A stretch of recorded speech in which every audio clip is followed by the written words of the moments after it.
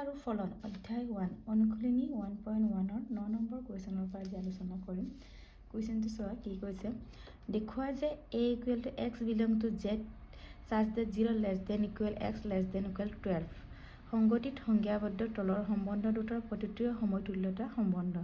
এক নম্বৰত আছে r equal a b such that modulus of a minus b 4ৰ এটা গুণিতক। r দুই নম্বৰটো হৈছে r equal to a b such that a equal to b প্ৰত্যেকৰ ক্ষেত্ৰত 1ৰ লগত যুক্ত মৌলবোৰৰ সংগতি উলিয়া বুলি কৈছে। এতিয়া চোৱা প্ৰমাণটো আমি কেনেকৈ কৰিম। এটা সমতুল্যতা সম্বন্ধ মানে কি আছিলে, আমাৰ সমতুল্যতা হ'বলৈ আমাৰ কি আছে, প্ৰতিফলনীয় প্ৰতিসম আৰু আক্ৰমক হ'লেহে আমি সমতুল্য হ'ব বুলি ক'ব পাৰি। এতিয়া আমাক প্ৰথমটো কুৱেশ্যনত আমাক দিয়া আছে, কি দিয়া আছে, r equal to এক নম্বৰটোত r equal a b such that a minus b, 4ৰ এটা গুণিতক।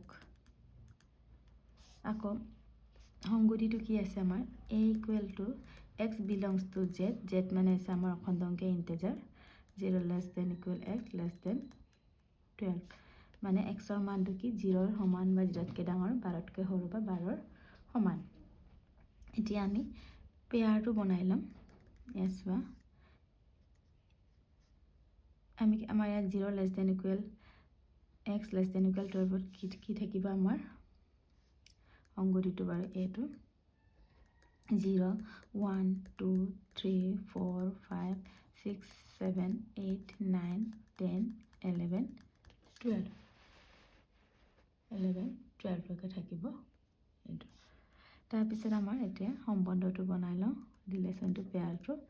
আৰু এতিয়া কি কৈছে আমাৰ a মাইনাছ b, 0ৰ মান যদি aৰ মান যদি 0 লওঁ আৰু bৰ মান যদি 0 লওঁ, মাইনাছ কৰি আমাৰ 4ৰ গুণিতক হ'ব লাগিব, মানে 4ৰে ডিভাইড হ'ব লাগিব। আমাৰ 4ৰে 4 ইনটু 0 আমাৰ কি হয় 0। আকৌ 4 1 জাৰ 4 হয়, 4 2 জাৰ 4 3 জাৰ, তেনেকৈ আমাৰ এটা 4ৰ গুণিতক আমি লিখিব লাগে। চোৱা 0টো আমাৰ হয় পেয়াৰ, এৰ ভেলু 0 বিৰ ভেলু 0, 0 মাইনাছ 0 হ'লে আমাৰ 4ৰ গুণিতক হয়। ঠিক তেনেকৈ আমাৰ 0ৰ পৰা কি হয়, 0ৰ পৰা আমাৰ 1 নহয় 2 নহয় 3 নহয় 4 হ'ব, কাৰণ 0 মাইনাছ 4 হয় আৰু 4 1 জাৰ আমাৰ 4।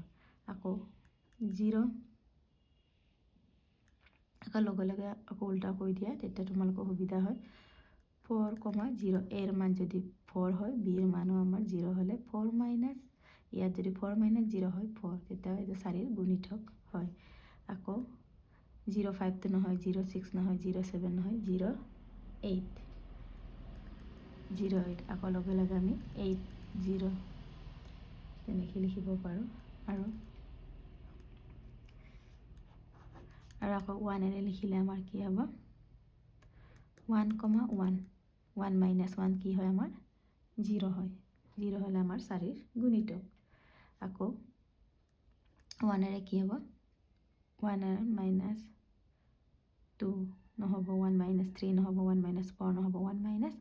5 হ'ব, কাৰণ 1 মাইনাছ 5 4 হয়, 4 4ৰ গুণিতক। আকৌ এইটোকে আমি উল্টা কৰি দিওঁ, আকৌ কোনটো আহিব, 1 মাইনাছ 5ৰ পৰা 6 7 8 9টো আহিব, 1 মাইনাছ 9 8 হয়, 8 হৈছে আমাৰ 4ৰ গুণিতক। লগে লগে আমি আকৌ এইটোকো উল্টা কৰি দিম। তেনেকৈ আৰু 2ৰ পৰা 2 2 মানে 2 মাইনাছ 2 আমাৰ 0 হয়, 0টো আমাৰ 4ৰ গুণিতক হয়। 2 6ও হয়, কাৰণ 2 মাইনাছ 6 4 হয়, বা 6 মাইনাছ 2 আমাৰ 4। আকৌ 2 10 হ'ব, বা 10 2 তেনেকৈ এইখিনি আমি পেয়াৰ লিখিলেও হ'ব। আমাৰ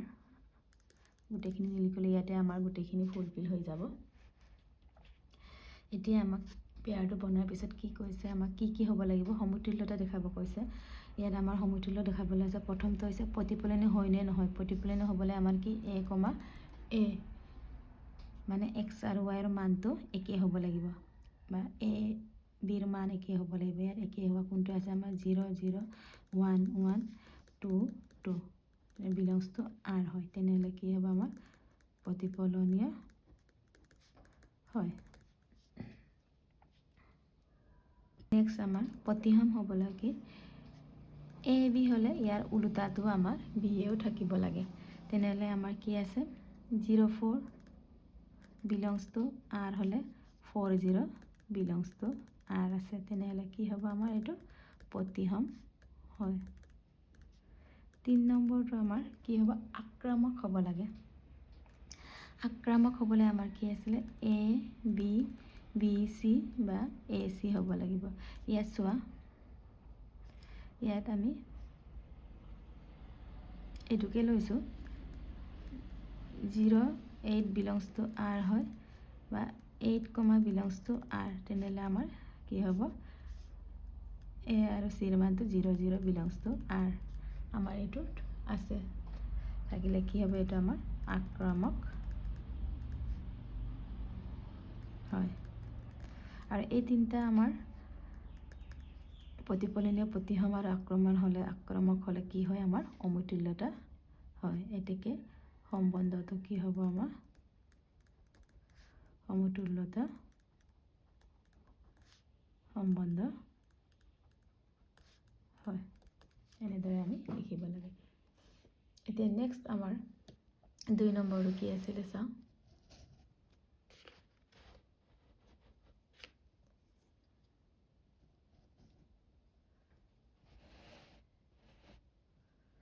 আমাৰ এটা 2 নম্বৰটো আছিলে r equal to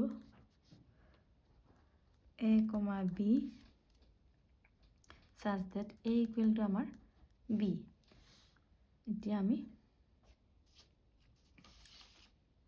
a এৰ মানটো আমাৰ কিমান হৈছিলে 0 1 2 3 up to 12 ইয়াৰ পৰা আমি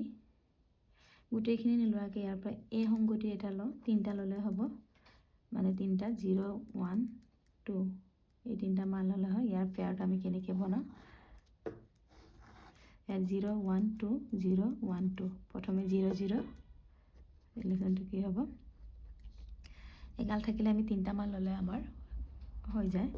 এটা 0 0 0 পৰা 0 0 1 0 2 0 1 0 2 আকৌ 1 পৰা কৰিলে 1 0 1 1 0 1 1 আকৌ 1 2 ঠিক তেনেকৈ আকৌ 2 0 2 1 আৰু 2 2 এইটো এতিয়া আমাৰ ইয়াত কি প্ৰতিফলনীয় হ'বলৈ কি ল'ব লাগে 0 0 একে মান হ'ব লাগিব 1 2 2 আছে তেনেহ'লে কি হ'ব আমাৰ এইটো প্ৰতিফলনীয় হয় নেক্সট আমাৰ প্ৰতিসম হ'বলৈ হ'লে ইয়াত যেনিবা 0 1 আছে ইয়াৰ উল্টাটো 1 0 থাকিব লাগিব আছে কাৰণ সম্বন্ধত belongs to r হ'লে কি হ'ব আমাৰ প্ৰতিসম হয় নেক্সট আমাৰ 3 নম্বৰ আক্ৰমক হ'বলৈ আমাৰ কি আছিলে এ বি বি চি আৰু এ চি হ'ব লাগে ইয়াত চোৱা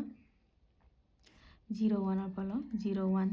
belongs to r হয় আকৌ 1 0 belongs to r তেনেহ'লে আমাৰ কি হ'ব লাগিব 0 0 belongs to আমাৰ r যদি হয় তেতিয়া কি হ'ব আমাৰ আক্ৰমক হয় আৰু এই তিনটা ফুল হোৱাৰ লগে লগে আমাৰ কি হয় সমতুল্যতা সম্বন্ধ হয়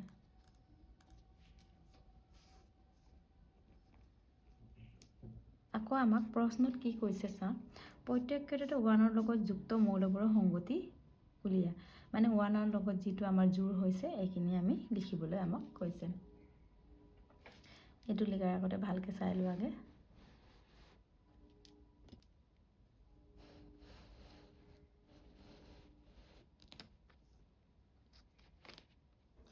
এতিয়া আমাক 1ৰ লগত যুক্ত হোৱা মৌলবোৰ কোন কোনকেইটা হয় আমাৰ 1 1 1 5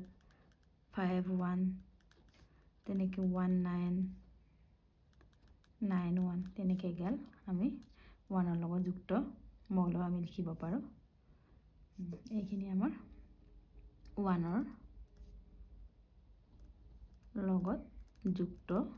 মৌল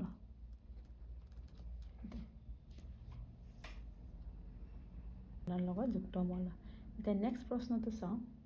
এতিয়া 10 নম্বৰটো চাওঁ এনে এটা সম্বন্ধৰ উদাহৰণ দিয়া যিটো প্ৰতিসম কিন্তু প্ৰতিফলনীয় নহয় আক্ৰমণো নহয় এতিয়া প্ৰতিসম আমি গম পালোঁ প্ৰতিসম কি আছিলে আমাৰ এ বি বা বি এ থাকিব লাগে তেনেকৈ উদাহৰণ আমি নিজে বনাই লওঁ কোনটো আমাৰ r ইকুৱেল 1 2 আৰু 2 1 হ'লে আমাৰ কি হয় প্ৰতিসম হয় কিন্তু প্ৰতিফলনীয় নহয় আক্ৰমণো নহয় এইটো আমাৰ প্ৰতিসম হয় আৰু প্ৰতিফলনীয় আক্ৰমণ নহয় তেনেকৈ আমি আকৌ 2 নম্বৰটো চাওঁ আক্ৰমক কিন্তু প্ৰতিফলনীয় নহয় প্ৰতিসমো নহয় এতিয়া আমাৰ আক্ৰমক হ'বলৈ আমাৰ কি আছিলে এ বি বি এ আৰু এ চি হ'ব লাগিছিলে এনেধৰণৰ উদাহৰণ তোমালোকে নিজে বনাই ল'ব পাৰিবা মই বনাইছোঁ কোনটো 1 3 3 2 হ'লে আমাৰ কি হ'ব 1 2 এইটো হ'লে আমাৰ আক্ৰমক হয় কিন্তু প্ৰতিফলনীয় নহয় মানে প্ৰতিফলনীয় হ'বলৈ আমাৰ একে একে হ'ব লাগিছিলে একে নহয় আৰু প্ৰতিসম হ'বলৈ আমাৰ 1 3 যদি থাকে তাৰ উল্টাও থাকিব লাগে ইয়াত নাই কিন্তু আক্ৰমক হ'বলৈ আমাৰ 1 3 3 2 হ'লে 1 2 হ'ব লাগে আছে আমি এনেকৈ বেলেগ ধৰণৰ উদাহৰণ বনাব পাৰোঁ যেনেকৈ আৰু 1 4 লিখিলোঁ বা 4 2 হ'লে আমাৰ কি হ'ব 1 2 তেনেকৈ আমাৰ আৰু লিখিব পাৰোঁ উদাহৰণ তোমালোকে বেলেগেও লিখিব পাৰা লিখি চাবা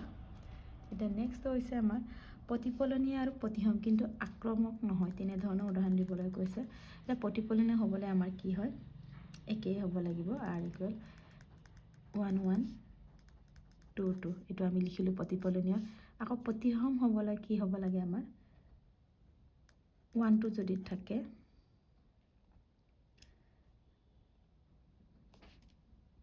প্ৰতিসমটো ল'লে আমি ইয়াত 4 5 আৰু ইয়াৰ উল্টা 5 4টো আমাৰ ল'লে কি হয় আমাৰ প্ৰতিসম হয় কিন্তু আক্ৰমক নহয় তেনেকৈ আৰু বিভিন্ন ধৰণৰ উদাহৰণ আৰু বনাব পাৰা এইটো যেনিবা মই এইটো বনালোঁ 4 5 5 প্ৰতিসম হ'লে উল্টাটো থাকিব লাগে আছে নেক্সট আকৌ চোৱা 4 নম্বৰটো প্ৰতিফলনীয় আৰু আক্ৰমক কৈছে প্ৰতিফলনীয় হ'ব লাগিব আৰু আক্ৰমক হ'ব লাগিব কৈছে এতিয়া আমি প্ৰতিফলনীয়টো প্ৰথম বনাই ল'ম আমাৰ প্ৰতিফলনীয় হ'বলৈ আমাৰ একে একে হ'ব লাগে আমি লিখিলোঁ আৰু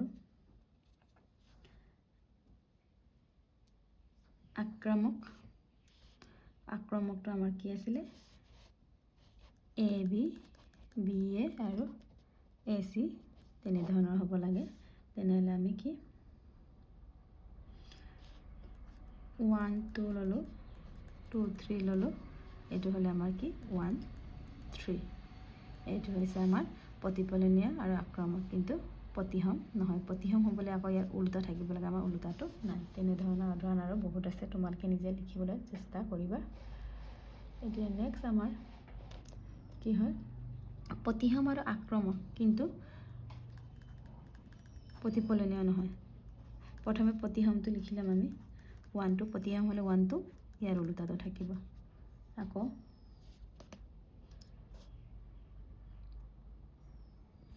আক্ৰমক কি থাকে আমাৰ এ বি বি এ আৰু এ চি থাকিব লাগে এইটো আমাৰ এইটো থাকিব লাগে তেতিয়া কি হ'ব আমাৰ আমি কি লিখিম এইটোত আমাৰ প্ৰতিসম হ'ব আৰু আক্ৰমণৰ কাৰণে 1 3 হ'লে আমাৰ কি হ'ব 2 3 এইটো 2 1 1 3 কিমান হ'ব আমাৰ 2 3 এইটো হৈছে আমাৰ প্ৰতিসম আৰু আক্ৰমণৰ উদাহৰণ কিন্তু প্ৰতিফলনীয় নহয় ইয়াৰ পিছৰখিনি মই নেক্সট ভিডিঅ'ত আলোচনা কৰিম